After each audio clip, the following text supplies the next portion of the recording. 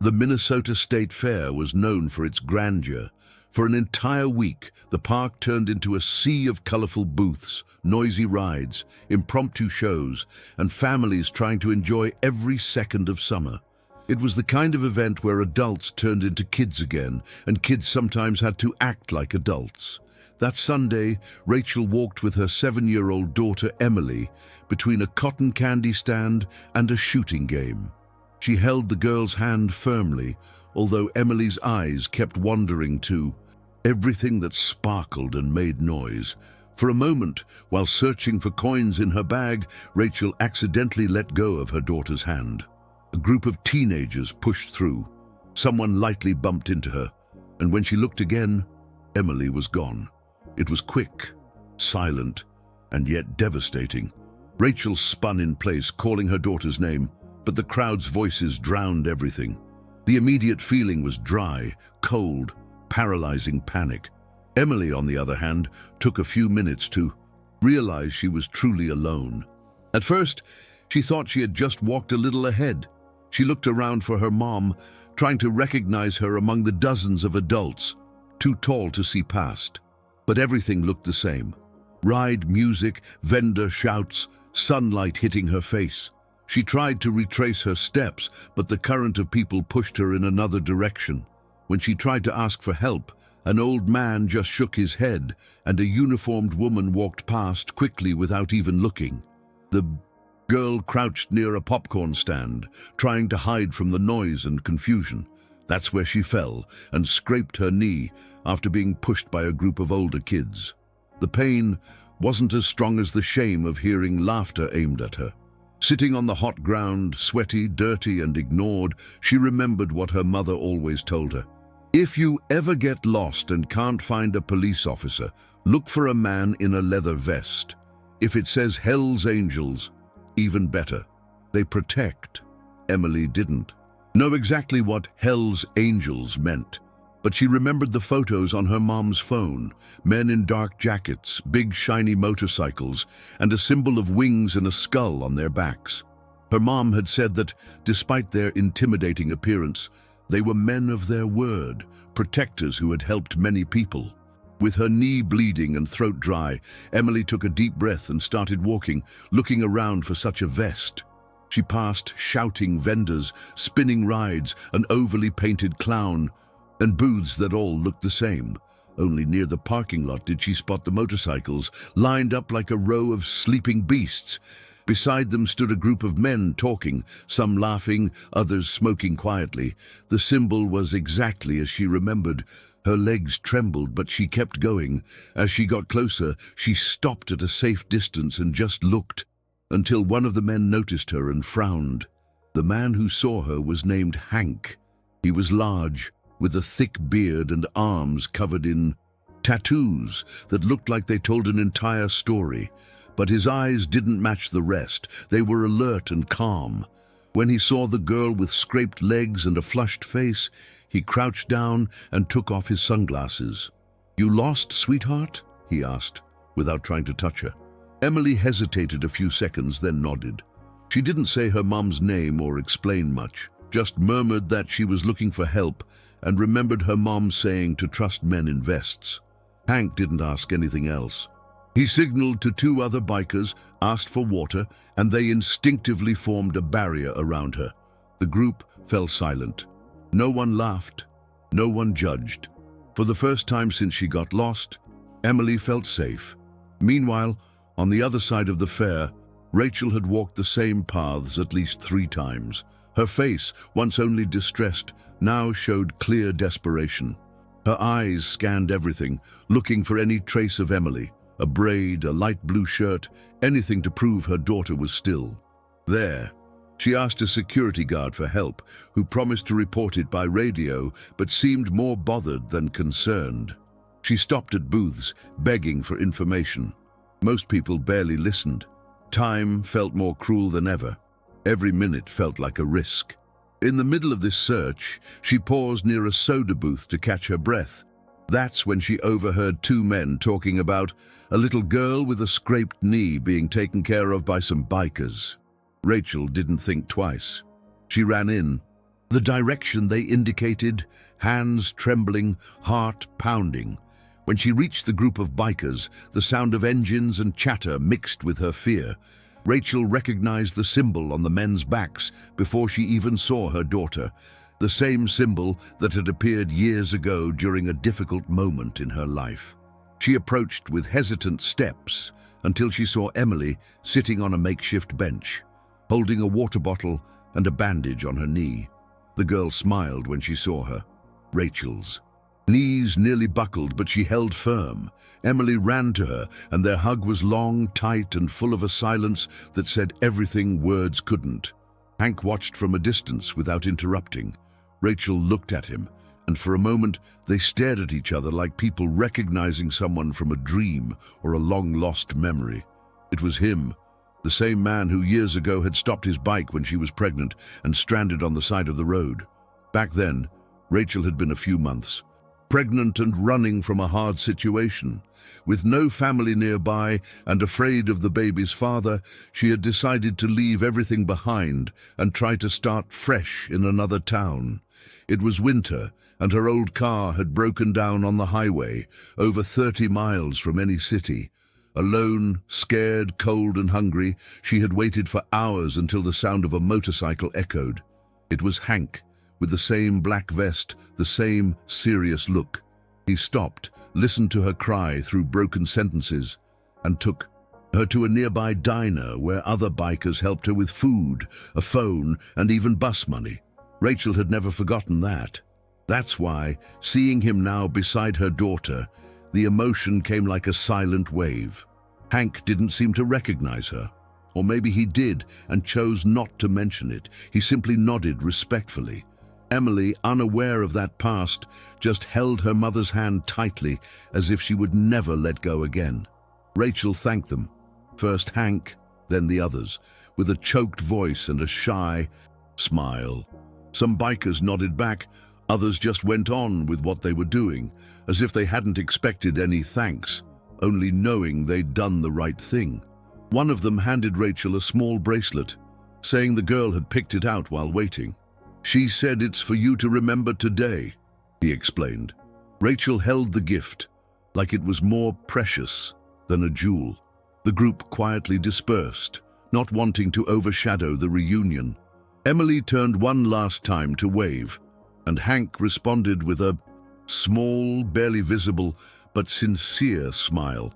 That simple moment carried a deep force, something between protection, reunion, and silent gratitude. In the days that followed, the story began to spread through the town. First, quietly, a comment here, a social media post there, but soon it became one of the most talked about topics in the local news. Biker group helps lost girl reunite with her mother at the state fair, the headlines read.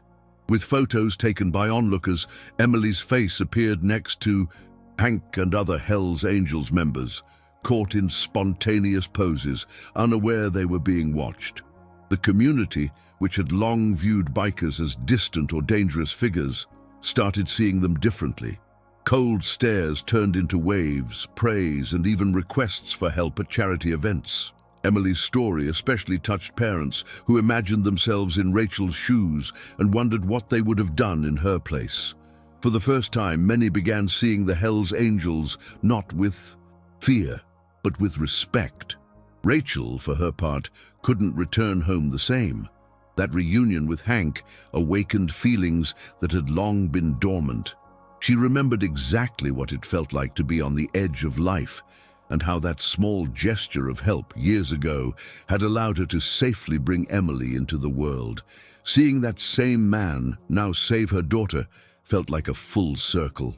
Touched by it all, Rachel decided to write about what happened, not just for her daughter, but to honor the memory of the past. The heartfelt, straightforward text went viral online. People from other cities began sharing similar experiences with biker groups. Within weeks, what started as a chance encounter between a lost girl and a group of bikers became inspiration for real change. Schools invited Hell's Angels to speak to children about safety and trust. Suspicion turned into invitations. Hank, always discreet, wasn't fond of the sudden attention. He was never the spotlight type, and those who knew him understood his loyalty was to the group, the road, and his principles.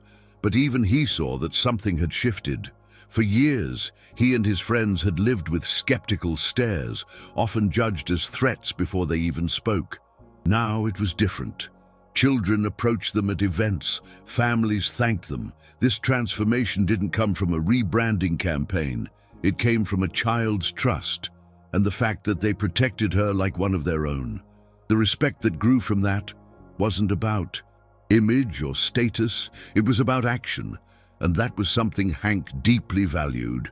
More than applause, he cared that now perhaps other children would also know they weren't alone and could trust, even when the world seemed threatening.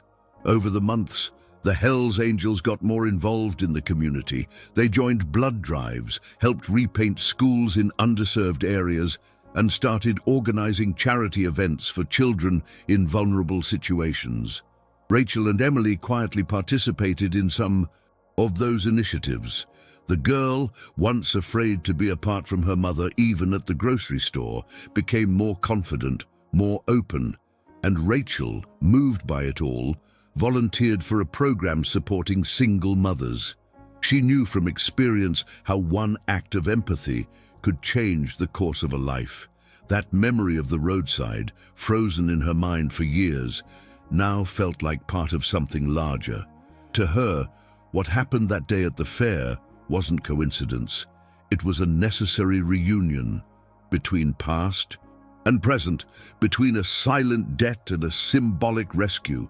And it all began with a child who remembered one rule. Emily changed too. It wasn't sudden, but slow, natural.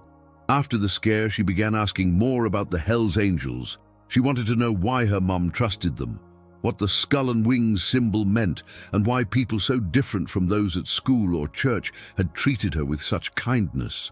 Rachel, with the wisdom of someone who had lived through judgment, explained what she had learned firsthand, that kindness has no uniform, character doesn't depend on appearance, and that sometimes true protectors come from where you least expect. Emily held on to that lesson like someone who had lived it.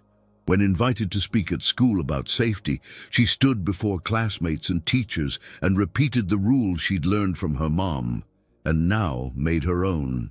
If you get lost and can't find a police officer, look for someone in a vest. If it says Hells Angels, even better. Hearing her daughter say those words aloud, Rachel felt something hard to describe. It was as if, in that moment, she wasn't just watching Emily grow, but watching her understand life through a more human, honest lens. Their story could have ended differently. If Emily had met someone indifferent, or worse, someone with bad intentions, everything might have changed. But it didn't. And that simple, powerful fact was what kept Rachel committed to giving back. That's why, when invited to speak at a community event organized by the bikers, she accepted. She stepped onto the small makeshift stage, holding Emily in her arms, looked out at those once misunderstood people, and thanked them. Not only for helping Emily, but for helping her all those years ago, without even knowing who she was. The emotion was in everyone's eyes. There were no rehearsed speeches, no promises, just gratitude. After that event, other stories emerged.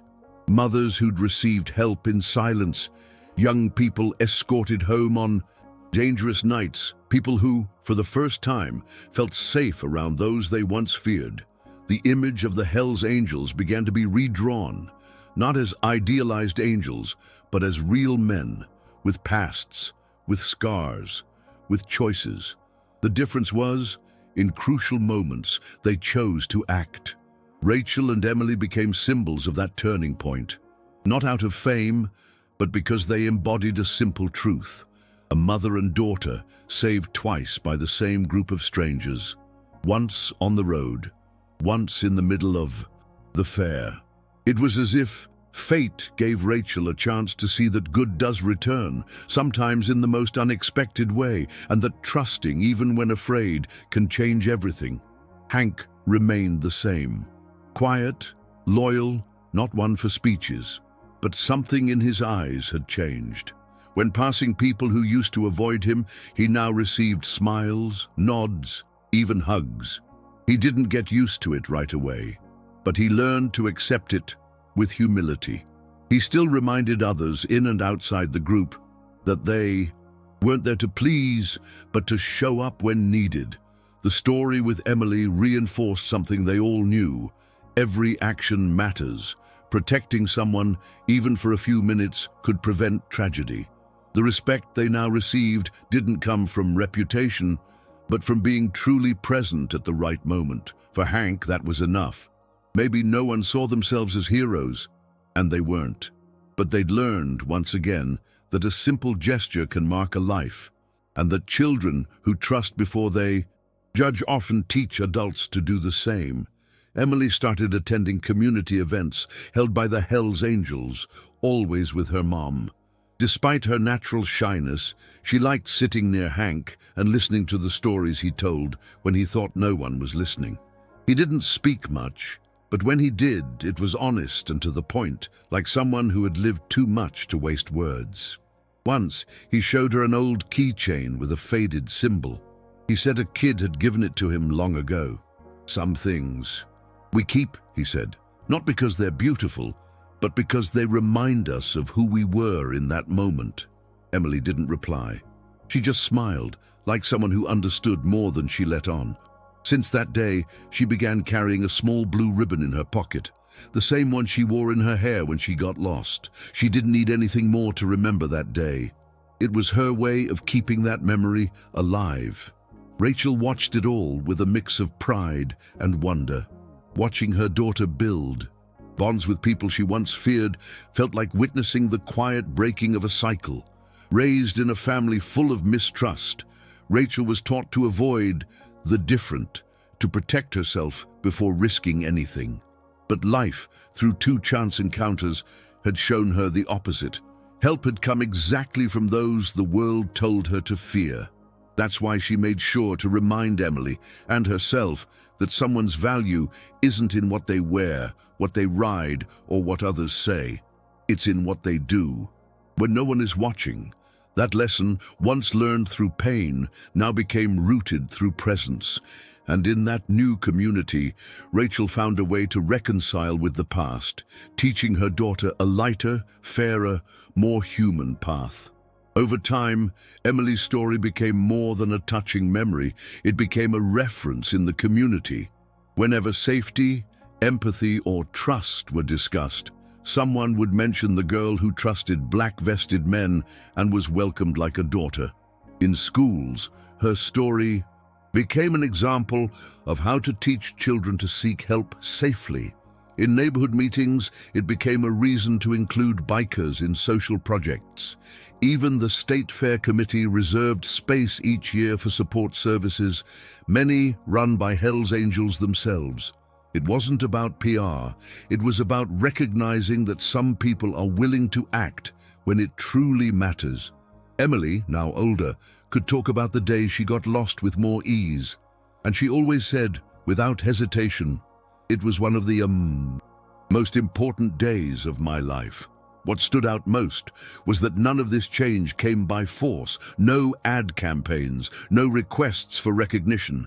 It was an organic, quiet transformation that began the moment a hurt little girl decided to trust and found someone who responded. Rachel, when recalling it all, often got emotional, not from drama, but from what it meant.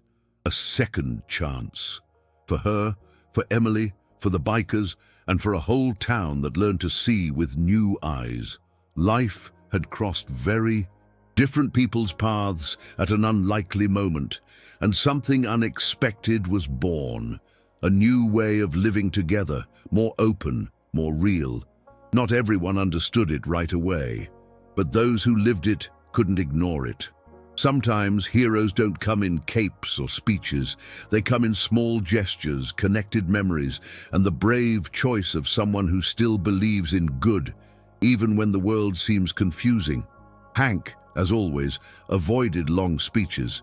When asked about that day, he'd just say, "She needed help. We were there." That's all. And in some way, that was all, but also everything. The simplicity of that answer summed up what many tried to understand with long explanations. It wasn't about heroism or redemption, but presence. Being there with the right heart when someone needs it. He continued his routine, motorcycle rides, group meetings, quiet community work.